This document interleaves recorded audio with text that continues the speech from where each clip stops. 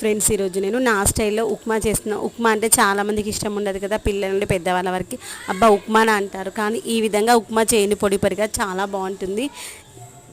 తినని వాళ్ళు కూడా ఇష్టంగా తింటారు అనమాట. ఇక్కడ ఏంటంటే ఒక గ్లాస్ రవ్వ తీసుకుంటే ఒక గ్లాస్ కంటే కొంచెం ఎక్కువ వాటర్ తీసుకోవాలి. అయితే ఇక్కడ మనము వైట్ రవ్వ తీసుకుంటే ఒకటి వేసుకున్నా, ఒకటిన్నర వేసుకున్నా ఇలా పొడి పొడిగా వస్తుంది. కానీ ఇక్కడ బ్రౌన్గా ఉన్నటువంటి రవ్వ తీసుకున్నాను కాబట్టి ఒకటికి రెండు వేసుకున్నాను. ఎందుకంటే ఇది కొంచెం ఉడకడానికి టైం పడుతుంది, పైన ఫైబర్ కంటెంట్ ఎక్కువగా ఉంటుంది కాబట్టి. తర్వాత ముందుగా ఏంటంటే కొంచెం ఆయిల్ వేసుకొని రవ్వను వేయించుకోవాలి. రవ్వ వేగిన తర్వాత పక్కన పెట్టుకొని పోపు వేసుకోవాలి. పోపులో కొంచెం పల్లీలు ఎక్కువ వేసుకుంటే బాగుంటుంది. ఆనియన్స్ పొడువుగా కట్ చేసుకొని వేసుకుంటే బాగుంటుంది. ఆనియన్స్, పచ్చిమిర్చి మామిడే కట్ చేశాడు.